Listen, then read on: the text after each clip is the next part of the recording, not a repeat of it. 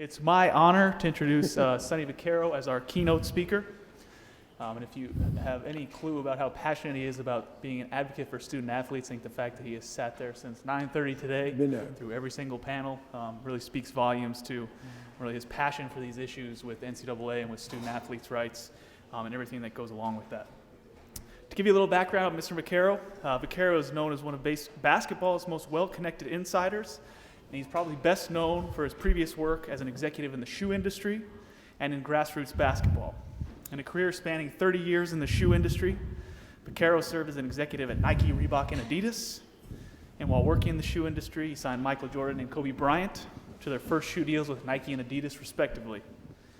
Vaccaro is also known as the Godfather of Grassroots Basketball. He created three of the most influential amateur events: the Round Ball Classic, the first national high school all-star game, which annually brought together the 22 best high school players in the country, the famous ABCD Summer Camp, the nation's elite summer camp, which showcased the top high school athletes for college programs, and the Big Time Tournament in Las Vegas, the largest summer basketball tournament in the world. What Mr. Vaccaro is here to talk about today is his work as an advocate for student athletes. Vaccaro has been an outspoken critic of NCAA's transfer rules, one-year athletic scholarship rule, and the commercialization of student athletes.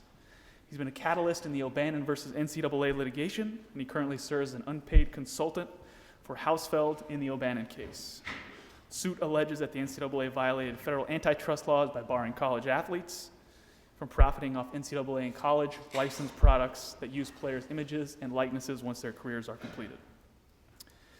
And Vaccaro's work as an advocate for student athletes has garnered national media attention, as he will be featured in Money and March Madness, a PBS Frontline special that airs this Tuesday, March 29th, and examines the multi-billion-dollar industry of amateur sports. And with that, I will turn it over to Mr. Vaccaro, and please help me in welcome. Thank you, David. Mr. Cafagna, Peter, thank you. After these many years, we finally get to spend a few days together. Eddie, Rosa, nice to see you, and my wonderful best advocate in the world, my wife, Pamela. I could not wait for 5 o'clock to come today. I couldn't wait for it to come 2 months ago when David invited me. I love talking, I love speaking. Usually my audiences are younger, 18, 19, 20 years old. My life basically has been the ideal life. I've had a wonderful life. Where I was able to go and what I was hopefully able to accomplish was something that was not pre-written at birth for my mother, Margaret, back in Trafford, Pennsylvania, 71 years ago. It's an amazing journey in the sense that I've come full circle with this whole thing. And it's an amazing journey watching all the people who are here. And I'm certainly not Mr. Brandeis. I'm certainly not any of the learned scholars that have been here, men of accomplishment who've excelled in many different worlds. I'm none of that. I've been me for a long time. And me has been spread successfully since about 1964 with kids who are always 18, 19, and 20 years old. And those kids gave me this life. And to become an advocate, as I'm being introduced now, is nice. But to say that now isn't exactly the truth. Not that anyone's fibbing, but it's basically not been that way for a long time. You all know me from Nike. You all know me for paying coaches. You all know me for, the Godfather of Grassroots. That's nice. I like anything that someone says, whatever they want to say. The only problem with me with the Godfather, you cannot top Marlon Brando or Al Pacino, but basically in the world that I live in, that has a lot of different meanings. I am the Godfather through religious rights to many children. That is good. But to be the Godfather over unknown people that you've touched, it's taken a little different. It's like I strong-armed or I forced something. Nothing I ever did in my life that I forced. I'm not here to put a halo on my head, but I'm here to help guide you in what you think or don't think about amateurism, commercialism, and using people. I have, as some of people who don't always agree with me or don't agree with me, I have no vendetta against the NCAA. In the world I live in, Peter, Pennsylvania, the word vendetta refers to somebody that has a personal grudge because of personal distortion or personal destruction. They never did anything to me, the NCAA. They never fired me. They never paid me $1. I don't owe anything to them. They don't owe anything to me. Interesting that I would have a vendetta against somebody that basically doesn't exist other than a word. NCAA, that's not a word, is it? But that's what they do. They pick and choose how they use. They pick and choose what they say. And until the O'Bannon case, and until now, until this person who's regenerated himself over the years and come to this age and this time, things have changed. 3.5 years ago, I think he's here, the professor of law at Duke University invited me to speak. I never knew Paul Hagen. I knew about him. His helping of the individuals at Duke came to my attention long before I met Paul. When Pam and I elected to leave Reebok 3.5 years ago, we did with a main reason. As I said, I've worked for the shoe companies. As I said, I've advocated for kids a long time. What I didn't say or do was figure out that I have to do what I think I should do, not ever believing I would be in the halls, the hallowed halls of Harvard, not ever thinking this would come. What I wanted to do was spread a message on how young kids are misused in the system of the NCAA. I knew going in that basically, on a personal level, I had nothing to gain except adverse publicity. But through that adverse publicity, I also knew I'm a lightning rod for the media. I'm a lightning rod for publicity. Because if you Googled me, you'll get a lot of hits on whatever the opinion of the outside world is of me. I've been told I'm the most Googled, and whatever that stuff is in that world, I don't understand, person who has nothing to do with a corporation, with a team, or with anything. Because I've been unemployed for 3.5 years, so I really had nothing to do with anything except spending time with Pam and fighting and helping fight this case. I started the commercialism. You're right. You're all right. And all the ones that want to beat me up are right. I started with the help of a man who's a genius, absolute genius. The best marketing genius in the world, in my opinion, is Phil Knight, the man that passed away that I work closely with, Rob Strasser. Phil Knight is, you know the ending story, he fired me in '91, but I'll tell you what I'll never forget, and what I always acknowledge in talks like this is, he hired me in '77. He doesn't hire me, we're not here today, and a lot of the preconceived and ill-conceived notions of whatever is wrong or right with amateur sports would never have existed. Except, listening to all these scholars, listening to men from the BCS 15 minutes ago, sports as we know it would not have existed.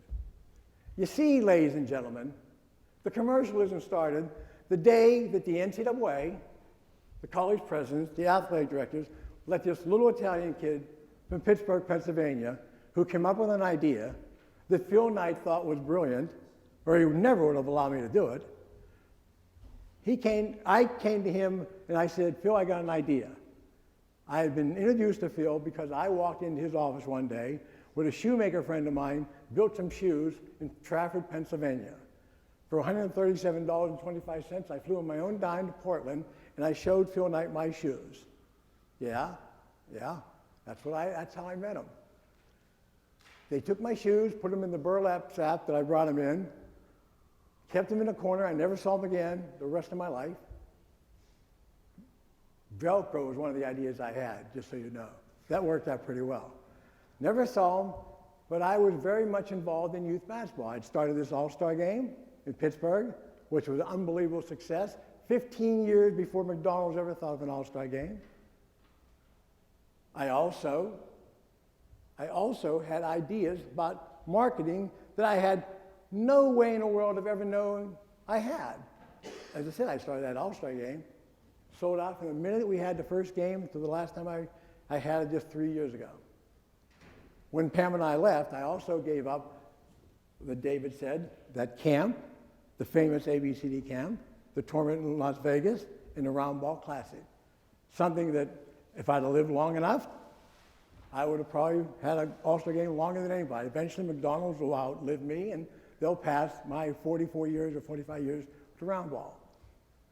But Phil Knight, I turned to him and Rob Strauss, and I said, why don't you get into college basketball? In 1976, 77, all they did was sell running shoes, just so we understand that. That's all they did. Out of the back of their car, and Bill Bowerman was the Olympic coach of the United States, track and field, and Phil Knight's idol was Steve Prefontaine. You know the rest of that if you're a sports fan. Steve got killed in an automobile accident on a rainy night in Eugene. Phil and Bowerman got together with the Walker shoe and other things, and they started making these tennis shoes, but they only had one team in America, the University of Oregon, wearing a basketball shoe. I said to him, let me sign some colleges. Let me get some college teams in it. They said, well, how are you going to do that? We'd love to have college teams. I said, I'll get them. Yeah, I said, give me your shoes and let me go see. He said, well, how are you going to do it? I said, we're going to pay them. He said, what? You're going to pay them. And I said, then we're going to give the schools, the teams, 120 pairs of shoes, 50 sweatsuits, 120, T-shirts, and we're going to give the schools something. And they're going to wear our shoes. So Phil said, you can't do it. Rob, who was more like me, said he can't do it. And they both thought I was going to strong-arm them because they had that Italian connection embedded in their head also, that I was just going to go muscle my guys to do that. Well, that wasn't true. I just gave them a business deal they couldn't refuse. So I start out on my journey, and I go across the country. And I go to College Park, Maryland, the Poconos where Bill Foster at Duke had a camp, Jerry Tarkanian, my friend from University of Nevada, Las Vegas, Norm Ellenberger, 6, 7, 8 guys at that time. And I said, I want to, give you guys shoes, give you a couple bucks, and give you T-shirts for your camps. And they couldn't believe it. You see, just so you understand, no company in the history of commercialism, marketing, ever blew something like Converse. Converse, until the year 1996, had every basketball shoe on every kid, high school and college in America. They had everything. The Chucks, the Canvas, everything. But Sonny Vaccaro and his rent-a-cars went around and we got these guys. And a strange thing happened. On that journey east, I met a guy at LaGuardia Airport, a fellow Italian. At that time, he wasn't as well known, named Jimmy Valvano. I meet Jimmy at the airport in LaGuardia, and I say to him the same thing I said to Lefty and to Bill Foster and to Tarkanian and to Ellenberger and these people. I want to give you, and I'm going to give the team and the school.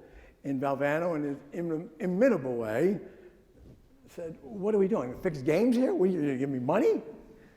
He couldn't believe what I was doing. I gave Jimmy $2,500, $5,000, whatever it was. So that all happens.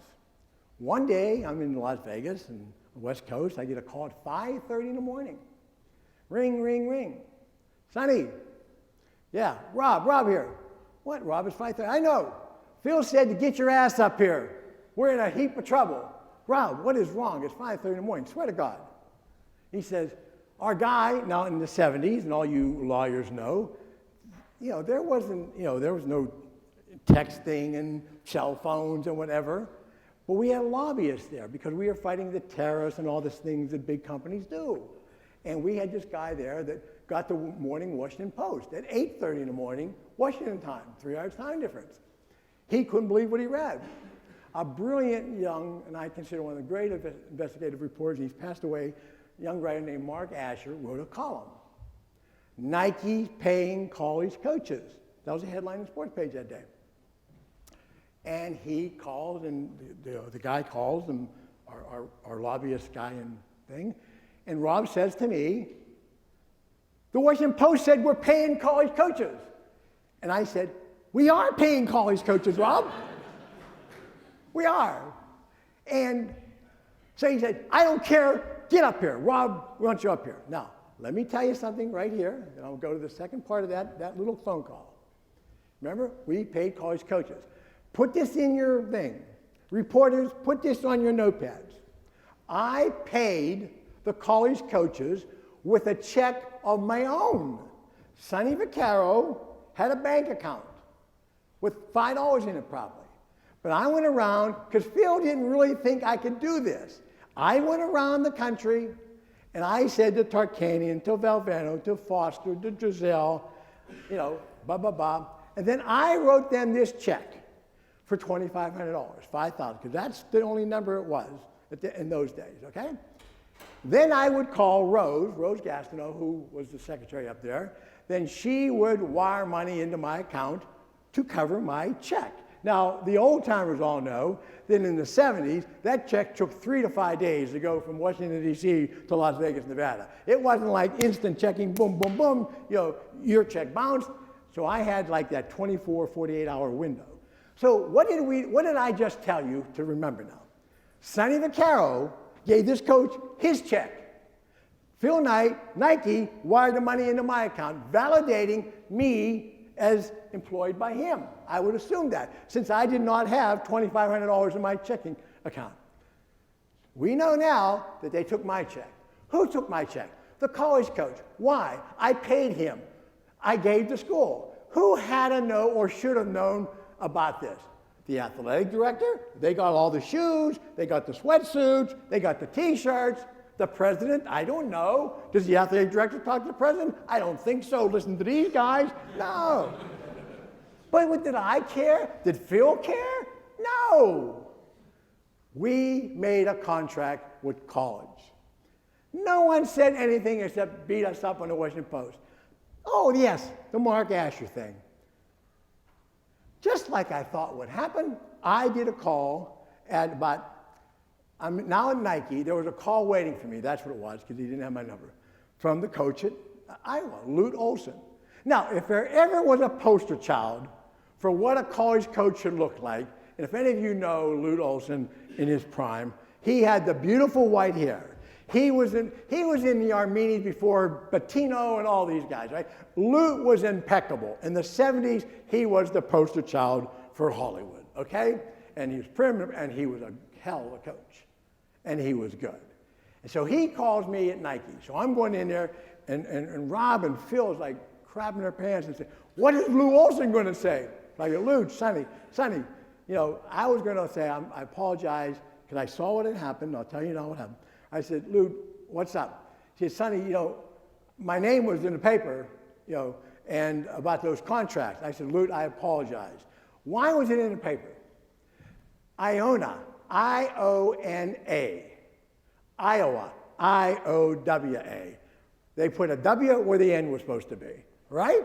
So Lute got hell. His president called him in. His AD called him in.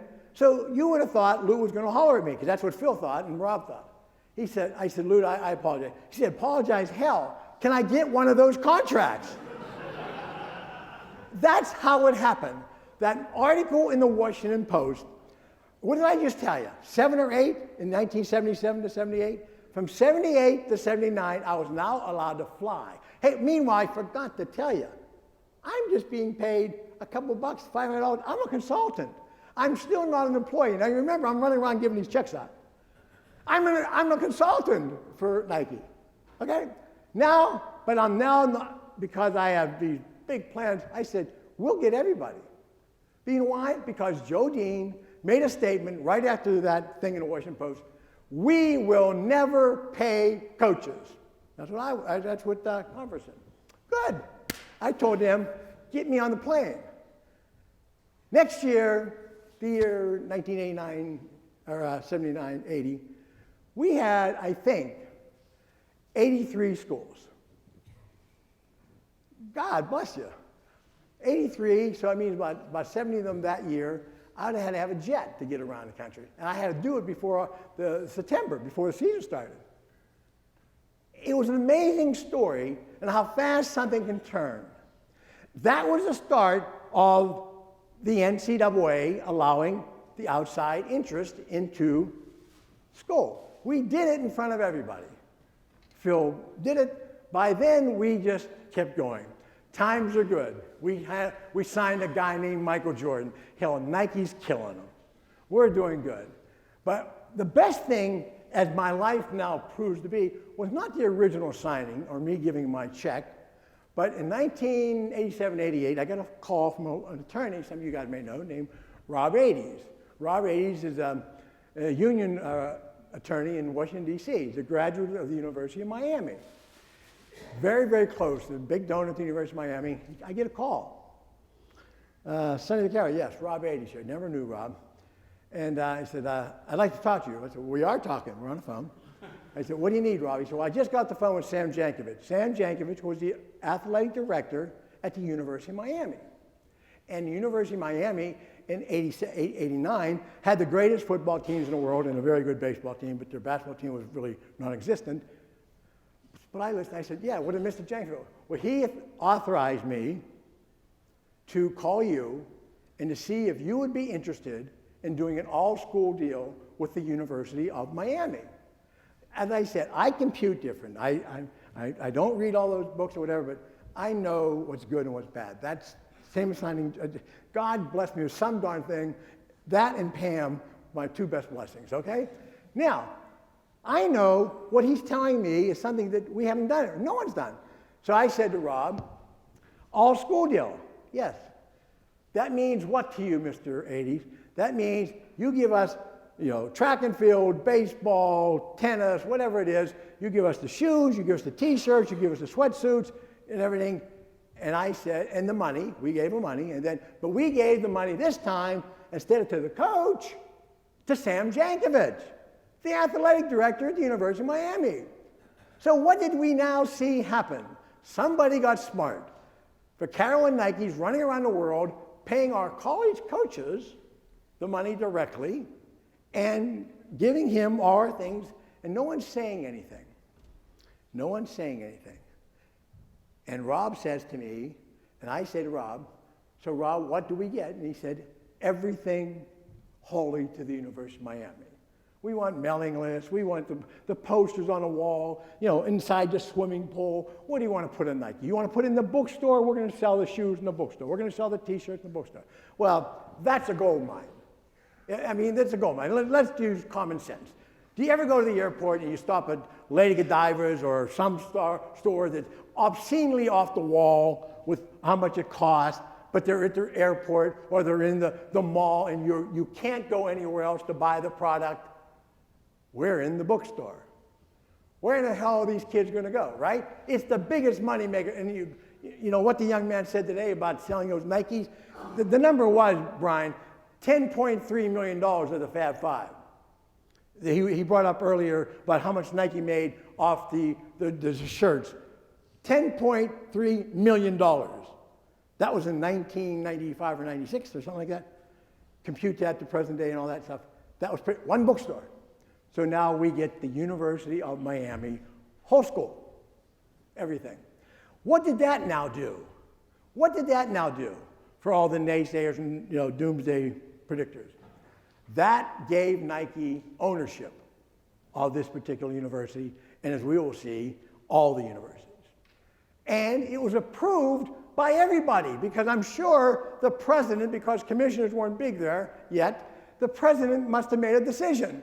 He said, yes, we'll take their money, yes, we'll take their shoes and everything, and yes, we'll give them everything. So I told you that I ran around with my own credit card or my own checkbook. I told you I gave money to coaches. I also mentioned to you that the early number was $2,500 to $5,000. Did I tell you in the 80s that number multiplied 20-fold? Because there's been articles written in newspapers, and Curry Kirkpatrick wrote a story on me and Nike and the swoosh in the 80s, and the number multiplied into hundreds of thousands of dollars. Hundreds of thousands. That I also mentioned, I didn't mention it yet. Son of a gun, I know we got a guy from ESPN here. That darn TV company and station, they did pretty good. When they first started, I don't know if you know, you guys in the Mountain West, you know what? Yours were the only games they were showing. It was tape delay, 3 in the morning in the 80s. That was ESPN in the 80s. Then they had a brilliant idea. And Dave Gavitt had a brilliant idea. He created a conference called the Big East. And they were going to play some of these games in Madison Square Garden, and they had control of like basketball in the East. I knew all these guys. They were all my friends, and I had most of them under contract. But the ESPN's now starting. And they come to me, a guy named Bill Grimes. The historians should go look it up. He had a lot to do with ESPN in the 80s. He flies out to our home. I fly to him with Nike. We signed a contract. We were the biggest endorser or buyer of time of any of the commercial. We broke the window. We had Big Monday. In fact, my friends at ESPN, who I don't know if they know I'm their friend, they sent me, Sonny Vaccaro, I got one of those rings, 25-year anniversary. They just had 25-year anniversary. I got one of those thank you rings because they know, and the other thing I forgot to tell you, boy, I just forget so much stuff. I forgot to tell you, I save everything. I am a pack rat. I can't, she just goes crazy. I got stuff, John Underwood, you guys remember him? You don't remember him. He's a writer for Sports Illustrated in the 1960s. He used to write articles about like college football and Bear Bryant, and another guy on the phone one time, they actually thought they were conspiring to fix the game, but they never could prove it. But what was interesting was, it would be in Sports Illustrated and it would disappear. But that's okay, but Mr. Underwood was a hell of a writer. But anyway, my guys at ESPN sent me this ring, thanking me.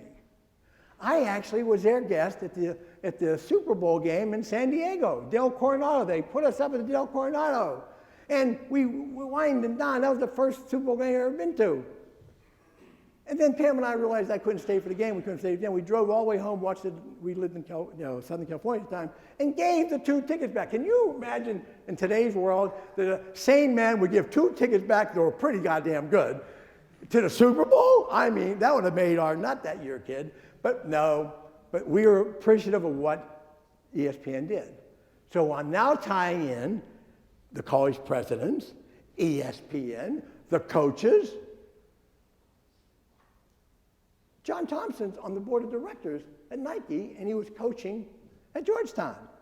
That was unbelievable. I was ecstatic that day happened. John was a close personal friend, and the Hoyas were I just love those kids. But that was wonderful because now we had a coach on the board. So we've done everything with this NCAA regulated, make sure that no kid gets a shoe or no kid gets anything, and we're not going to allow a lot of things that I will go into in the next 25 minutes. But I just wanted to show you how their mind worked when they needed everything, when they couldn't do it themselves. Do you know that we are paying the Big East coaches, some of them, more money than their schools were paying them? That's a fact. And schools were like these 6 or 7 Catholic schools on the East Coast that, they weren't paying. So when Kirkpatrick did that, he put this thing up there. And the guys were making 6+ figure money. Everything's good. Dave Gavitt loved us. Hell, I used to get tickets. I used to bring all my buddies in from Pittsburgh. I'd get 8 tickets to the Big East tournament. Again, what do you think those 8 tickets were worth today? What am I telling you? I was America's guest. I was. The fringe benefits were better than the payday. I can go anywhere, and then I accrued these names because of Michael Jordan. Obviously, there was something significant about Michael.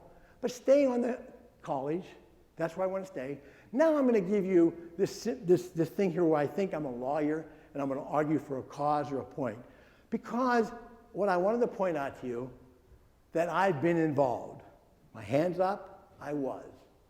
I was involved with the blessings of everybody that I was doing this with. There never was a time where I had to go around the corner and go, psst, here's some money for you. No, we did it. And I showed you from day one where Phil put his money there. It wasn't me, it was Nike.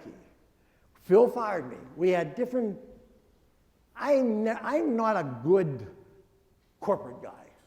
I'm not good at that stuff. As you can see here, and probably why people like to listen to me is, I say what it is and do what I am, okay? What am I? I'm this kid. At 71, I'm still this kid. Anyway, I get fired. I go into private work. We're representing some athletes. I had Dikembe Mutombo, Stacey Augmon, Jimmy Jackson, 5 or 6 other guys. I wanted to be a marketing guy. I forgot to tell you, I was doing charity games for the homeless. I did a big NBC special with Michael Jordan for the homeless on TV, on NBC, when he first retired. I had a cast, if anybody could back and see who was on the stage on that with Michael. I was a co-producer.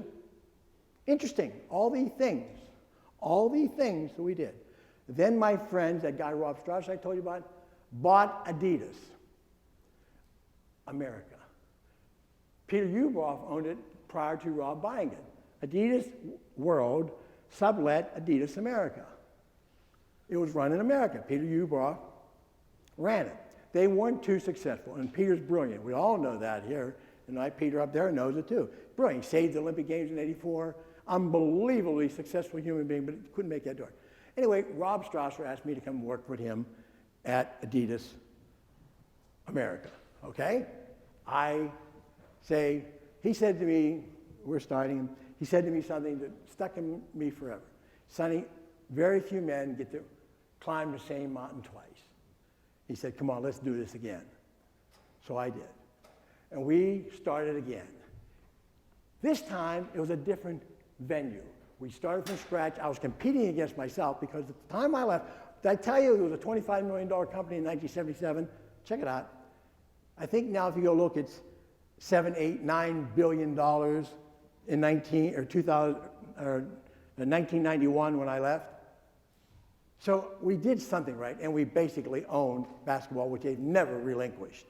So whatever you think or don't think, they went from 25 million to billions. And they number one, and they never gave it up. Okay? I go to Adidas, and a whole new thing happens. David Stern, in 1994, allows high school kids to go pro. Kevin Garnett had as much to do with the revolution as anybody ever did. And it had much to do with the commercialism of college.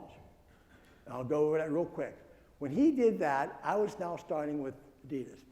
I knew Kevin, not because he went to my camps, because he knew of me. He transferred from a high school in South Carolina to a high school in Chicago. He used to call me 1, 2 o'clock in the morning. And we used to talk about this new thing happening, going pro out of high school. No one did it, so I understand, brand new, untested, but I could do the math. In the new contracts that Stern was putting out, they were guaranteeing people in the first round X dollars. It was on the scale. And it went from, 1 million, 2 million, 3 million, whatever your number was. But it was a guaranteed all the way up for 5 or 6 years. So I would tell Kevin every night, Kevin, think what you want to do here. But the only thing I know, if you're the worst player in the world, or God forbid you get injured, you can't ever play, you're going to end up with $10 or $11 million in the bank before you're 21. He was a 17-year-old high school kid. Kevin does it. Then what happened? Tracy does it. Kobe does it. Then the migration of high school players to the NBA is unbelievable. And the irony of that story, and my good friend Michael McCann here is able to substantiate 10 or 11 years later the success ratio of those particular kids who went from high school to the pros. Why am I saying this to you? Because that was the second phase of this commercialism thing and what they do to stymie kids, okay? Those kids were pretty successful, very successful. We all know that. If you go back to the 3 guys who are going to be the MVP candidates this year, Dwight Howard, Kobe Bryant, or our good friend Derrick Rose, and Derrick couldn't do it because he had to go 1 year of the one and done thing or the 1 year age limit thing they imposed. Why do I say that? Because now here's where I want to go. You've seen all this happen. You've seen everything happen. And you've seen kids be really put to the fire. The NCAA now is a major player. Excuse me. And they come into this situation, and the rules that were talked about at this table today, they're bigger than you can believe. There's not one rule in that rule book that advocates something for the athlete. Not one. Everything is the prevention of the athlete. Thou shalt not kill, you'll go to prison. Thou shalt not take a Coca-Cola, you'll be on probation. That's basically the whole thing. Just go do it. Just go watch what they say you can do. Everything they write prevents the athlete from doing something. Why am I there? Because now we're in this thing on where are they coming from, what are they doing, where's my role now?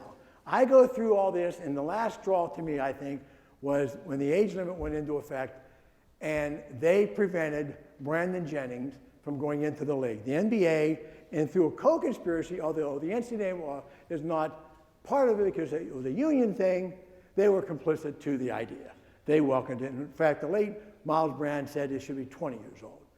The thing that aggravated me was there was an Italian kid named Daniele Gallinari that flew from Rome to New York to play for the Knicks.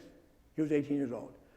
There was an African-American kid from Compton, California that flew from Compton to Rome. Her and I were on that flight. He was 18 years old. The Italian kid came to America and earned money. The young kid from Compton flew to Italy to earn money because he was not allowed to earn money here. He was not allowed to earn money here. What does that have to do with earning? The age limit was a union thing. They did, so you bite your tongue. That was the thing that aggravated me. But a long time ago, I noticed in all my things, something happened in 1996 at ESPN. I keep going back to ESPN. I used to watch all the games and everything like that. But friends of mine, and one I know professionally, but Steve Greenberg's a friend. I've gone to dinner with him, gone to party with him, and he's a mentor to one of my best friends, Arn Tellem. He and Brian Bedell bought Classic Sports. And I used to watch Classic Sports. In fact, Arn called me one day and said if I had any old round ball games or any old things, and I laughed at the idea. I never thought it would even work. I said, what does he want them for? Well, they're going to sell them they're going to have a station, and they're going to sell old games. I watched those games for a very short period of time in 96 or 97, and I said something's wrong. And why was I so cognizant? Because I knew every kid who was on those games. Because, as I told you, I started in '64 at my All-Star game. If the kid didn't personally play for me in my All-Star game, my camp or whatever, I still knew him or he knew me. But I basically knew about 85% of those participating players, or the main guys. And I kept saying to myself, there's something wrong here. In Pam's first life, she was a commercial actress, and she used to get residual checks. And she'd do something in 1981 and still get it in 1991. And I said, there's something wrong here. And I studied SAG, and I studied all the networks that, that gave you residual-like payments. I said, well, these kids are owed something. They're owed something. That's what spurred me. Because I had no, EA Sports, as mentioned by the panelists today, wasn't even moving in the 1990s, the late 90s. But my motivation for where we are today came from Classic Sports. And then I'm on the Jennings thing, and we elect to go across America and talk to kids. When I started that, when I went to Paul's first class, I was hoping one of those bright young men that I was talking to would hold a place in the future of prominence. And they would say, this is wrong. We got to fight the NCAA. Never thinking what was about to happen would happen. I then go out of my speeches, and I'm starting to see these other things happen. The EA Sports things, all the other things are now materializing. Now it's 2007, and I'm seeing what's happening. I'm seeing the monetizing of the kids. I'm seeing nothing is being done, and I'm reading the obscene thing. The one thing you notice about the NCAA is at every press conference, the ones they pull, they get the last word, and then the writers write about it, and there's a big stink tomorrow morning, and they're forgotten because they get the last word. As I said before, I'm a lightning rod, okay? I figured if I could go out among these great universities, and I picked non-powerful schools. I never spoke to the football or basketball team in my life. That probably shocks you. I've gone to the business schools and the law schools. And I mean, the litany is unbelievable. The very fact that I'm here is unbelievable. But that's who I chose to speak to, praying that these kids would talk. And along the way, people start hearing my speeches. and I started to resignate. And then that's how, and John King alluded to earlier, the basic genesis of the O'Bannon case. You know, I talked to Eddie. I knew Eddie and his family for 20 years. I knew him when he was a child. I knew his brother Charles. I know Rosa. But I also know the other guy on the other side. I talked to a lot of kids, informing them of what maybe could happen. Basically what Eddie told you earlier, all the kids are so tied to the school and whatever, and they all think that they'll be penalized for life. And so at times, and when Eddie finally put his hand up, you know, that's where we were going. But it took someone like him to do it. Someone was going to. So my job was relevant. So now, as I'm going to explain to you the motives of the NCAA, because we're in court now. We're not turning back. He's got the best attorneys in the world. They got great attorneys, okay? We're going to let the case now fall on merit. Because the only way anything will change, the only way, gentlemen and ladies, in the courts. I don't think government can do it. I know my friends up here were talking about we're going to get them. I don't know if they can do it, but the courts will change it. And we'll just ride with it. And one time I'm going to disagree with Paul for a minute. Earlier this morning, he had said he don't think the O'Bannon case will have revelations. I think the O'Bannon case, Paul, what it will do is going to open up a window of opportunity for others, and they're starting to join now, to believe that they can win this stuff. Just fight them. Why am I upset? Why do they aggravate me? Because I'm listening to these gentlemen talk about the BCS. I'm looking at it, and they're making great speeches, and they really want to for their constituency, for what they feel is good for sport. And that's good. The only thing I never figured out about the BCS, and hopefully these gentlemen could use, would be one fact. One fact. The BCS, as Katie said when she was moderating, they don't even give you their numbers, okay? The other fact is, the money does not go to the NCAA, it goes to the BCS, and some money is proportionally given, I imagine, to somebody. Those teams get it, who play in the game. But the only thing I never understood, I didn't understand this. We were talking about concussions earlier today. We're talking about the BCS now. When I was a kid playing, and when some of the other guys matured, there were 9 games in college football, about 20 in basketball. Then there was 10. Then there was 11. Then there was 12. Then there were 13. I think this year was 14 with the winners of the bowl games. Did anyone ever stop and think, because the Players Association now arguing about the concussion thing, because they don't want to go to the 18 games or the extra 2 games. They don't want to give up because it's such a brutal sport. And because concussions are now relevant now, where years ago we weren't talking. But as Chris said earlier, and the guys on this panel, they to me was important as anything said today, because there was the hidden danger of life within the system. Only these guys were playing with their lives. These kids, they played with their financial security. There's 2 different elements, but the NCAA was involved in both of it. And they turned blind eyes. They turn blind eyes, and they don't want to get involved. The very fact that they can put a piece of paper in there and say that we own you for perpetuity is ridiculous to begin with. Stay on the BCS. Stay on the 9 to the 14 games. The one thing I want someone to explain to me, are they not using college athletes to play on NCAA teams in this BCS subdivision they think? Sure they are. They're playing for Florida or, Southern Cal or Oregon. Are they not college students? Yes, they are. They have to be, right? Then what did we do here? Did the NCAA sublet these kids to play in that game? Is that what they did? I don't know how they got there, because when I watch that movie on their propaganda thing on the Final Four, they say that all the money goes back to all the other students for playing intercollegiate athletics. I don't know what movie they're watching with the BCS. So they're not getting money back to help the whole of the student body, to help all the other students who are athletically inclined, helping out scholarships. They're keeping it in a pile, I guess, and not letting you see. And did I not say in this thing, bowl game thing? Our friends at ESPN, I love ESPN. They own 6 bowl games. I'm sure we all know that. ESPN, the television network of all networks, there's 72 ESPNs now, they have 6 bowl games. They own them. The real reality thing isn't Let's Dance and American Idol and The Searchers or Survivors and all that stuff. It's college sports. That's a reality show. And ESPN got the greatest thing in the world. See, they make a deal with their commissioners to the NCAA and they give them money. And there's no act that you have to pay here. The act's the performers. There's no act. The most expensive thing in the world is the act. Do you think Bono goes on tour? Do you think Lady Gaga goes on tour? Do you think any of these guys, these people go on tour without getting... The act is who you're paying.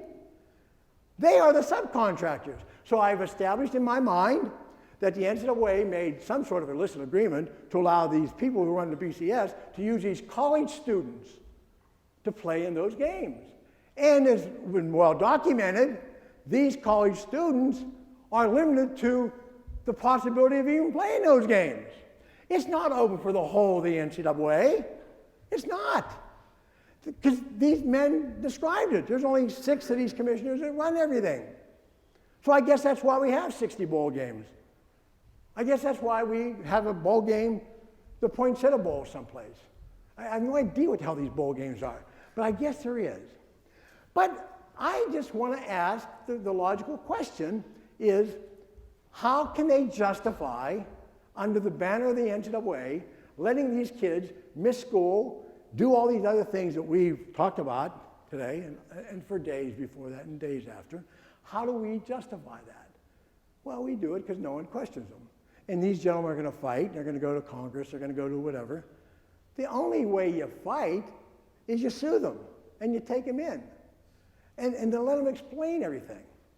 Let me go somewhere else. I explained this dislike for the way they treat the football players. First of all, the football players are going to physically, we don't know what that problem's going to be for a while. But that's okay. 9 to 14, 9 games to 14, that's fine. That's okay. They're just kids. Another thing, President Obama and Arnie Duncan, every week we're talking about the education of America, and I've heard all you people, and there's not one of you that were up here today, man, woman, or moderator, that did not talk about the academics. You all talked about the academics, and because that's what it's supposed to be about, the academics. And Arnie has these grand schemes, and we're going to have tenure, we're not going to have tenure, we're going to investigate your school, we're going to fire half the damn teachers, and we're going to bring them all back. We're going to do all these things. They missed the boat, because I come upon it. It was like a manna from heaven. Bing, bing, bing, the bells come off, and 2 weeks ago, I watched, and it came, I've always thought about it, but I never, ever visualized it like I did the week of the Big East tournament. Because I saw, ladies and gentlemen, the greatest thing I've ever seen in my life. What did I see? Not that the kids from Connecticut played 5 games in 5 days in one. I watched all these teams, all 16 of them in Big East, descend upon New York City. They had to go to a press conference on Monday or Tuesday, or no, Monday, because Tuesday they start playing, and Wednesday they play, and Thursday they play, and Friday. And I watched this for years. But that day, only because these kids from Connecticut make me aware of it. And they're praising him in the high heavens. And they're praising him because they're doing it, and little Kemba's doing unbelievable things, and Calhoun undid all the sins of the past, and he won the Big East tournament, and maybe he'll win the NCAA tournament. But what was more important to me, I was talking about education. See, I know the best teachers in the world aren't the people, Peter, that you're teaching here. You got it wrong. All you genius people, all you guys that have studied for years to be teachers, we need to hire those tutors that travel with those basketball teams when they stay in New York all week. Because they keep telling me they're going to class. They got tutors there. Kimball went to bed at 12 o'clock, 1 o'clock, 2 o'clock in the morning. He had the late game. When they start winning, games are done, late. Interviews, breakfast tomorrow morning. So these kids were doing schoolwork. So now Connecticut wins. They get home Sunday. They fly to Washington, D.C. Tuesday for their first round games. Then they win that. Then they're in Anaheim. They had a Thursday game, which means they had to be there Tuesday. This is a miraculous, miraculous thing. Connecticut. We're in Massachusetts, that's right. I was in Connecticut. I'm so proud of those guys. Those players deserve everything they reap as athletes, because they played the game in the field and they won. Where's the blinders for the academic part of this? What are we talking about here? What are we talking about? And when you hear these stories, because I didn't mean to beat up David Dunn, I didn't today, but he aggravated me in a minute's notice. And I went up and I apologized, because I get like that, and Pam tries to calm me down. I don't do it out of malice. I don't. What I do it out of, I've been sitting here for years watching Demonizing me, which is fine. I can defend myself. But every time you hear about street runners, inner city kids, people who are making decisions, runners, and summer basketball, and basketball has evaporated into nothing, I want to strangle people. I do. Because what they do by the very inclination and the usage of words is they demonize a whole unbelievably wonderful group of human beings. The people who mentor these kids when they have nothing. You see, my problem is, I go back to St. Cecilia's in Detroit in the 70s, the Dust Bowl in Louisville in the 70s, the Ozone League in Pittsburgh in the 60s, where I'm from, Sunny Hill for 90 years in Philadelphia, and all those guys who were infinite friends of mine. And I know what they meant to those kids. And was there always a guy there who would buy a hamburger or do something? Absolutely, there was. But to hear people demonize these people offends me. And I get mad, and Pam grabs my arm, doesn't want me to say anything. But not for me, for the people who they're offending without cause. They throw out these statements, these catch statements, like the Godfather, and the runners, and the hanger-ons, and the abusers. And I didn't get an answer from, my learned man from Boston College, because I did something egregious to him. I put him on the spot, and I shouldn't. And it wasn't just Boston College, it's all universities. I never got an answer because my question is different. My question is, if these people who are involved, then the people they make the deal with, if there is a deal to be made, are with the college coaches, and therefore the athletic directors and the presidents. If you're going to demonize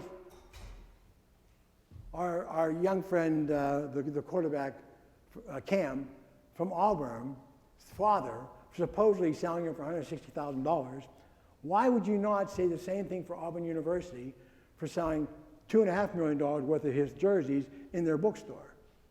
Cam's daddy took a short change if he did that deal. He should just taken 25% of the bookstore sales with his child's number on it, his picture, and his autographed photo. Why do we not resignate when I told you that the final Fab Five got $10.3 million off of sales? Also, remember I was telling you about Georgetown and my close affinity for them? The first thing we ever did, I'll never forget, off the chart, off the wall, was in the old days, Georgetown played in the McDonough gym. It was cold there. Patrick Ewing was the star. Patrick always wanted a T-shirt under his game uniform. So he wore a gray jersey. And John, in his infinite wisdom, told me, Sonny, why don't we just put a Nike shirt in there and Patrick will wear the Nike shirt.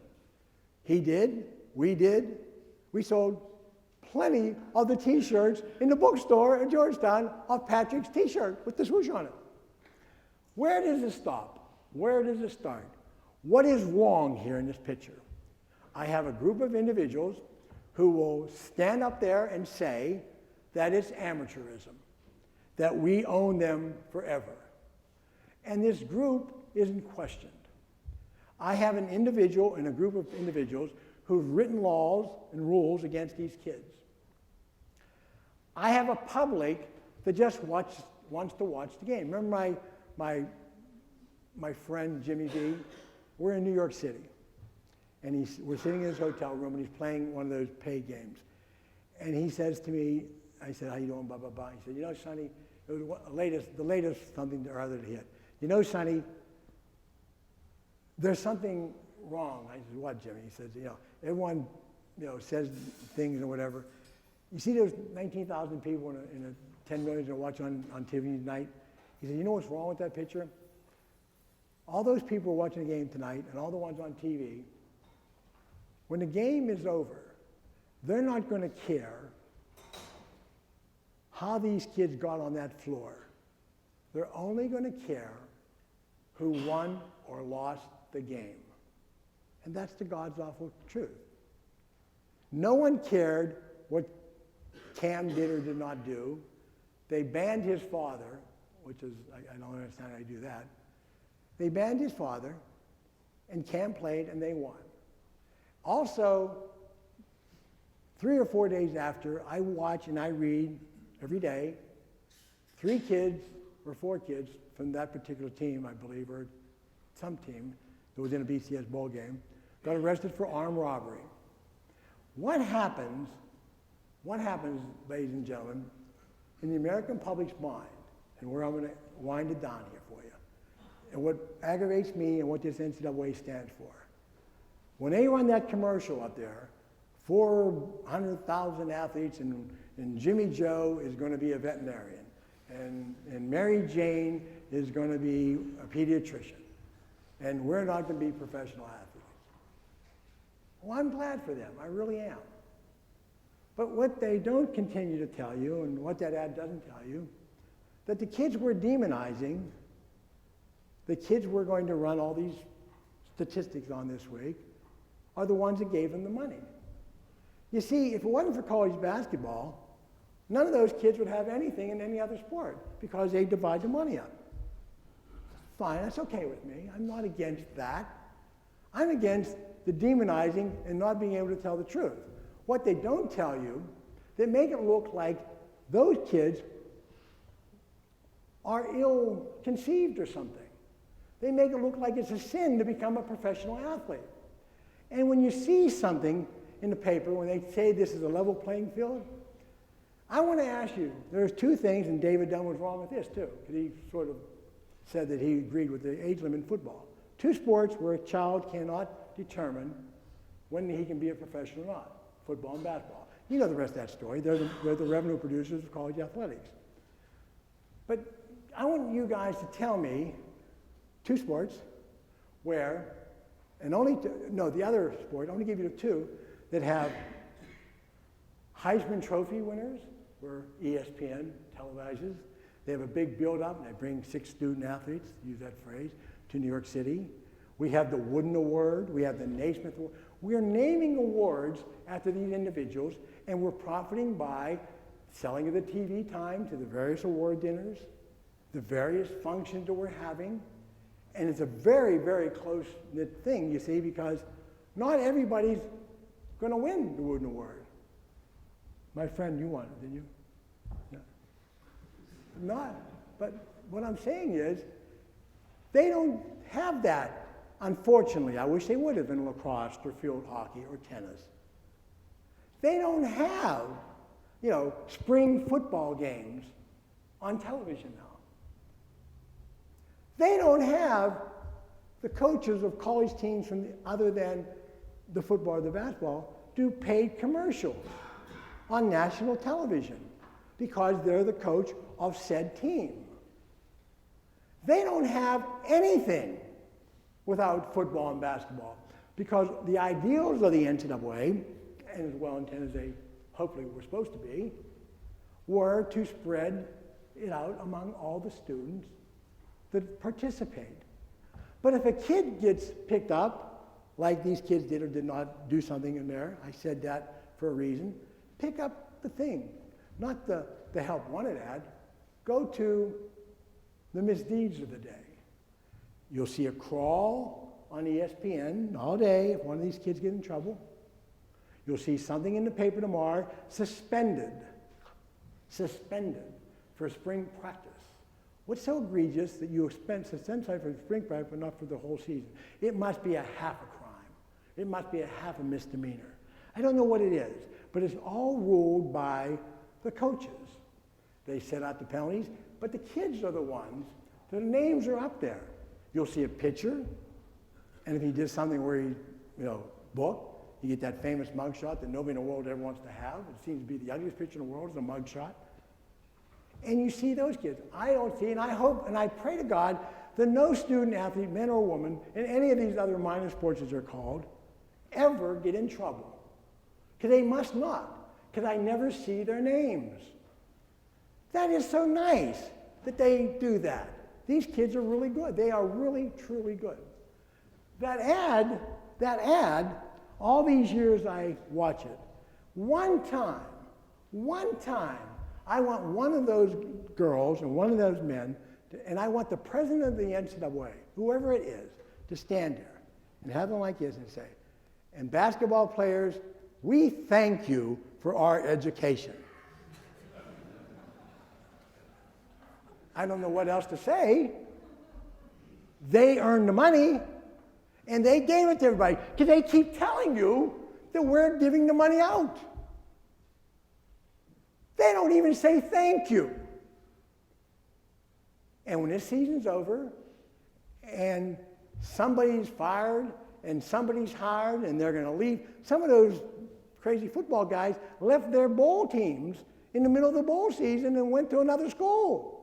But pray to God that one of these kids they force or don't force, because the transfer is aggravating to me, but the very fact that they would want control of an athlete once he's no longer at that school is repulsive.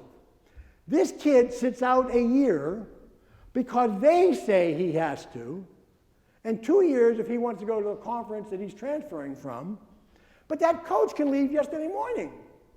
The guy who brought him there is leaving to take a job tomorrow, and you can't go. Because I'll tell you a fact, and I last year, I'm going to give you something, 350 kids transferred in Division I basketball. That is an amazing number, ladies and gentlemen. Go check out how many play. That's an amazing number. 350. 5 from Grambling. Grambling, when Eddie Robinson was coaching, was the epitome of what the black colleges were athletically and pride-wise. And until 50 years later, the black colleges in the South historically produced more NFL players of renown than any of our powerhouse things. They have a significant part in our history. But a new coach gets in there and kicks fine at Grambling. They're not going to the NCAA tournament. Arizona State, 4. The coach there is a friend of mine. 4. He's considered one of the good guys. These kids had nothing else to do except sit out a year. I ask you and I implore upon you to take whatever feelings you have for me and throw them out the window. Take whatever feelings you have for what reality and truth is and analyze them. If you come up with a solution that you advocate what they do, I accept that. That's your mind. You do what you want. I'm not here to convince anyone anything. I'm here to tell you the life I've led. I told you close up and personal that I started the revolution, that I was loud.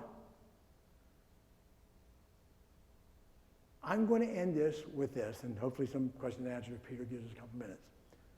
The very man that gave me my start, and I acknowledge him, and what else? I got fired from a job. I resigned from Adidas after I got on the top because they BS'd me about signing LeBron James. The deal that we had, that LeBron's people thought we were going to give him, was never maximized, and they wouldn't do it. They didn't believe what I had to do. The day that happened, I quit. I quit the same day, just so we understand. And then I quit, basically, or resigned from Reebok. I get these legal things wrong.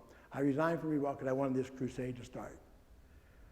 The interesting thing about all this, Phil, who I say in front of all you, anybody who's reporting on this, gave me my start. To me, he's the best marketing person in the world.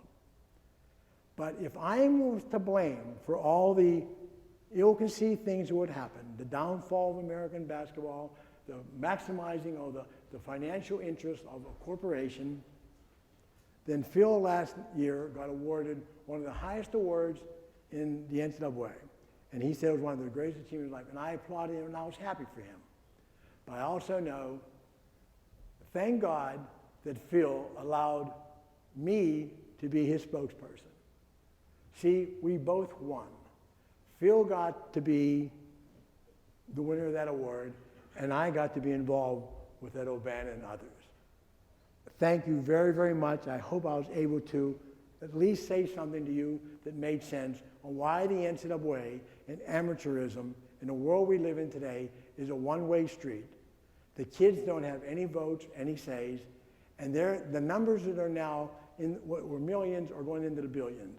And if the runaway train does not stop, you're going to have to get a new station, because today is the perfect storm.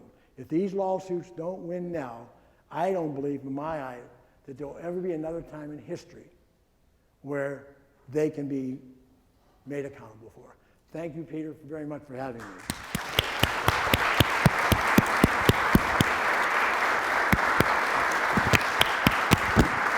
Thank you. I